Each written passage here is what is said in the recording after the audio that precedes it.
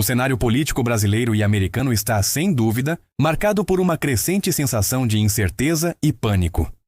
No Brasil, enquanto o governo de Luiz Inácio Lula da Silva segue sendo intensamente criticado por muitos setores da sociedade, um dos grandes protagonistas do espectro político brasileiro, o ex-presidente Jair Bolsonaro, parece estar vivenciando um momento de isolamento extremo e, ao que tudo indica, emocionalmente abalado.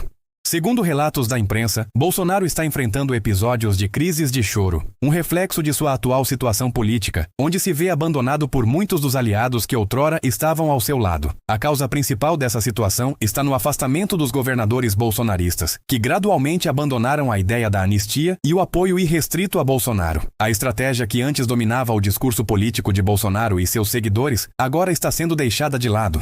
Governadores que sempre foram fiéis à sua liderança, como Cláudio Castro, Ronaldo Caiado, Romeu Zema e Tarcísio de Freitas, passaram a focar em uma nova pauta: a oposição ao governo Lula.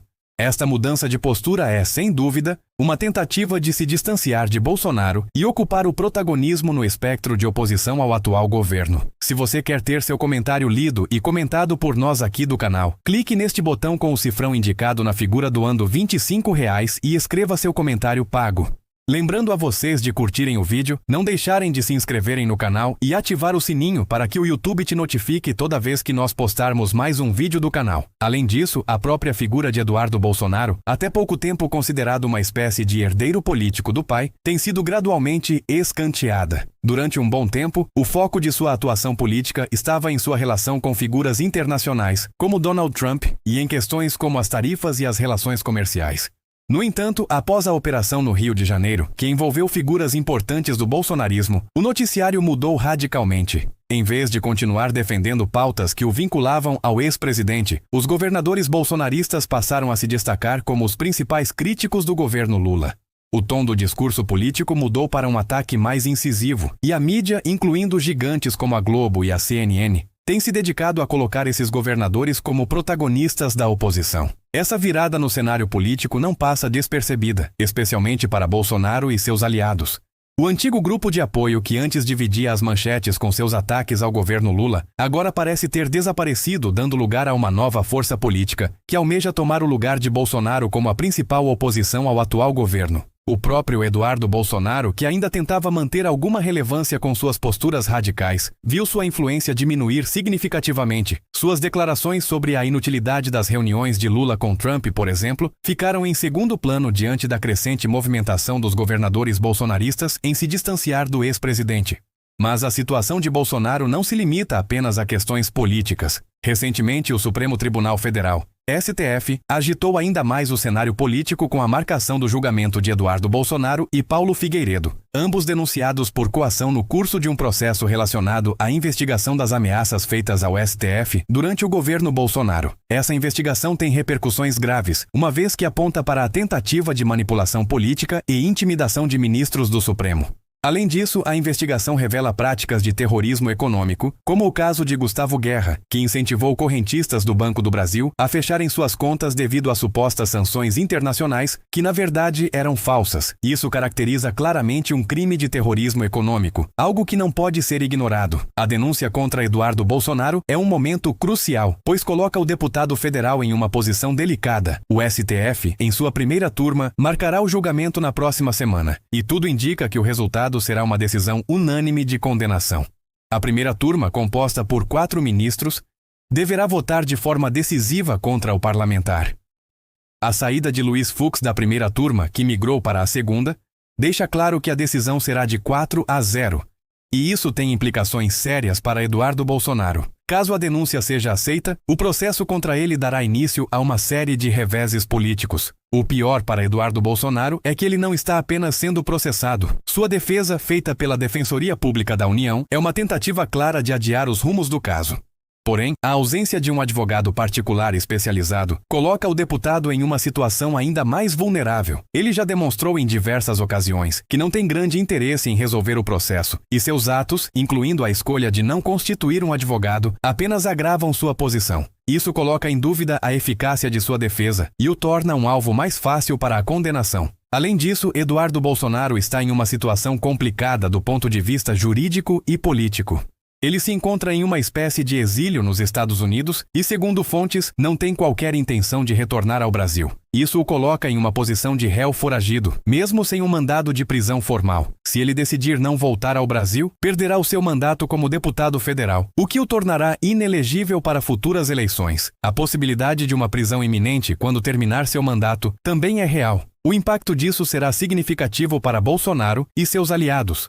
A perda do mandato e a iminente condenação de Eduardo Bolsonaro representam um enfraquecimento ainda maior da família Bolsonaro, que já atravessa um período de dificuldades políticas e jurídicas. Caso ele decida não retornar, as autoridades brasileiras poderão buscar sua prisão internacional, incluindo o uso da Interpol para capturá-lo. A situação de Eduardo é um reflexo de um contexto político cada vez mais tenso e difícil para os membros da família Bolsonaro. Esses eventos também refletem o uso político do sistema jurídico para atingir adversários. O ex-presidente Jair Bolsonaro, que por muito tempo foi uma figura dominante, agora se vê isolado e vulnerável. A crise de choro de Bolsonaro, que foi relatada por diversos meios de comunicação, revela não apenas o desgaste emocional do ex-presidente, mas também a magnitude de sua queda política. O desmoronamento do bolsonarismo como um movimento unificado e o afastamento de seus antigos aliados, que antes estavam ao seu lado, são sinais claros de um declínio irrefutável. Ao final, o futuro de Bolsonaro e de sua família política parece incerto. O avanço das investigações, a crescente oposição de governadores e a possível condenação de seu filho são apenas o começo de uma trajetória de declínio que pode ter repercussões graves para o ex-presidente e seus aliados. Com a imprensa cada vez mais distante de Bolsonaro, os próximos passos podem colocar sua imagem e legado políticos ainda mais em risco, enquanto o Brasil segue avançando para um novo capítulo de sua história política. Se você quer ter seu comentário lido e comentado por nós aqui do canal, clique neste botão com o cifrão indicado na figura doando R$25 e escreva seu comentário pago. Lembrando a vocês de curtirem o vídeo, não deixarem de se inscreverem no canal e ativar o sininho para que o YouTube te notifique toda vez que nós postarmos mais um vídeo do canal. A história política recente do Brasil está sendo marcada por eventos de grande repercussão que não apenas refletem o fim de um ciclo, mas também sinalizam uma mudança nas dinâmicas da extrema-direita e suas lideranças. A prisão iminente de Jair Bolsonaro, que já está cercada de rumores e tensões, é apenas o primeiro ato de uma narrativa que promete virar de cabeça para baixo o cenário político nacional. O impacto disso se reflete nas movimentações de seus aliados, que, ao contrário da fidelidade mútua esperada, começam a se distanciar, tentando disputar o espólio eleitoral deixado por ele. O que vemos não é uma tragédia para o movimento, mas sim uma reorganização da extrema-direita, onde a busca pelo poder e pelo dinheiro, sem grandes ideais por trás, tem sido o combustível que alimenta essa máquina. A prisão de figuras como Carla Zambelli e Eduardo Bolsonaro se desenha como um dos capítulos mais emblemáticos dessa nova fase. A primeira, que se viu forçada a fugir para a Itália, conseguiu escapar da prisão no Brasil, mas sua situação é extremamente complexa. Zambelli é cidadã italiana, mas as autoridades italianas demonstraram que não enxergam sua cidadania como um direito legítimo de residência ou de proteção no país. Afinal, sua única motivação para usar sua cidadania foi justamente fugir da justiça brasileira, o que, aos olhos da justiça italiana, não justifica a concessão de benefícios. Por outro lado, a situação de Eduardo Bolsonaro é diferente. O filho do ex-presidente, ao contrário de Zambelli, tem cidadania americana, algo que lhe garante um pouco mais de segurança jurídica nos Estados Unidos. Contudo, isso não o exime de sua responsabilidade pelas ações que cometeu. As alegações de crimes graves, como a coação no curso do processo e o envolvimento em esquemas de intimidação contra o Supremo Tribunal Federal, STF, são suficientes para colocá-lo na mira das autoridades brasileiras. A grande questão que se coloca é até onde a sua cidadania americana pode protegê-lo, já que ele pode se ver eventualmente extraditado para o Brasil, uma vez que os crimes que ele está sendo acusado de cometer são de grande gravidade. Enquanto isso, Bolsonaro, o patriarca da família, também enfrenta uma fase de angústia pessoal e política. De acordo com relatos, o ex-presidente está passando por crises emocionais, e a expectativa é que ele enfrente o temido sistema penitenciário, começando pelo complexo penitenciário da Papuda. Os rumores de que ele poderia ser libertado e ser colocado em prisão domiciliar, sob a suposta misericórdia de Alexandre de Moraes, são fortes, mas, sinceramente, muitos veem isso como improvável. A desconfiança é crescente e a reação de certos aliados de Bolsonaro sugere que ninguém realmente acredita que o Supremo Tribunal Federal vá fazer concessões, como alguns esperam. Os fatos indicam que, no momento, a extrema-direita brasileira está em pleno processo de reorganização. Quando Bolsonaro finalmente for preso, como já se prevê, O cenário político à direita do espectro brasileiro será radicalmente alterado. A briga pelo legado de Bolsonaro não se dará de maneira civilizada ou com uma busca por manter ideais conservadores. O que se vê, de fato, é um vácuo de poder sendo rapidamente preenchido por outros nomes que não hesitam em disputar seu espaço. Governadores como Cláudio Castro e outros representantes da extrema-direita, incluindo o deputado Nicolas Ferreira, começam a se posicionar como as novas figuras de proa dessa corrente política. As movimentações de figuras como Nicolas Ferreira, que antes passava despercebido, começam a ganhar mais visibilidade. A trajetória de Ferreira, como tantos outros, não tem, aparentemente, uma base ideológica forte, mas sim uma busca pelo poder e pela ascensão pessoal. A partir do momento em que ele viu uma abertura para ser o sucessor de Bolsonaro, fez o que qualquer político pragmático faria. Se lançou como alternativa, apostando na retórica anti-Lula, na defesa de valores conservadores e, mais importante, na exploração do vazio de liderança que se abria à sua frente. Aliás, essa falta de um ideal claro também é uma marca registrada da extrema-direita brasileira. Diferente da esquerda, que tem um longo histórico de mobilização em torno de ideais como a soberania nacional, a justiça social e a redução das desigualdades, a direita radical parece ser uma coalizão de interesses mais preocupada em obter acesso ao poder e aos recursos do que em defender um projeto de país. Durante a prisão de Lula, a esquerda se manteve firme, unida por uma causa comum.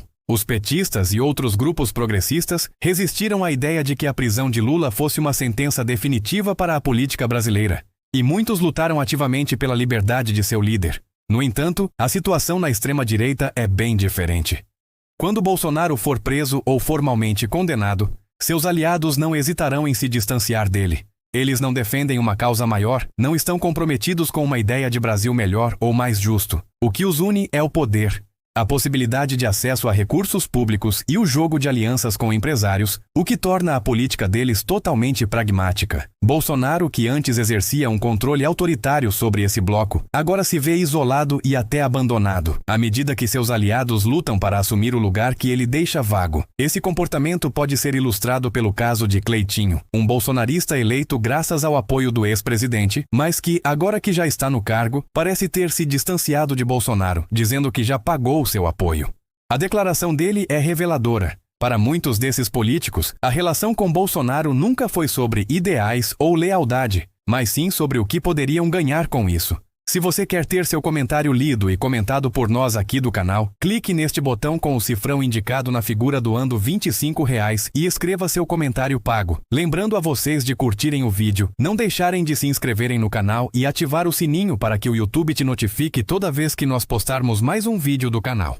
Na extrema-direita, o que realmente importa é o dinheiro, o poder e a proximidade com aqueles que estão no topo. Quando um líder não é mais útil, ele é descartado sem cerimônias. A lógica do "se não serve mais, abandona-se" é bem mais presente na direita do que na esquerda. Isso é algo que se reflete em tudo, desde as traições políticas até a maneira como as alianças são formadas e desfeitas. A direita brasileira, em sua grande maioria, é movida por interesses econômicos e nada mais. Quando o líder não tem mais recursos políticos ou a capacidade de se manter no poder, como ocorre com Bolsonaro, a fragmentação é inevitável. Esse é o fenômeno que estamos testemunhando agora. Bolsonaro já não é mais o líder carismático que unia essas forças, e sua prisão, que está se aproximando, será o evento que marcará o fim de um ciclo e o início de um novo. O que se espera, portanto, é uma série de disputas internas pela herança política de Bolsonaro. Uma verdadeira guerra pelo poder se desenhará, com figuras como Nicolas Ferreira, Cláudio Castro e outros buscando ocupar o vazio deixado por ele. No entanto, será uma batalha sem grandes ideais, onde o objetivo principal será se manter no topo da pirâmide política, sem nenhum compromisso real com os problemas do Brasil ou com os cidadãos que deveriam representar. Portanto, o futuro próximo do Brasil promete ser uma arena de tensões e disputas, com a extrema-direita se rearranjando de maneira implacável, movida por um desejo insaciável de poder e lucro. Para muitos, isso pode ser o fim do bolsonarismo, mas também é apenas o começo de uma nova fase de lutas internas, onde os antigos aliados se tornam inimigos e a busca pelo poder mais do que nunca se torna o único motor da política.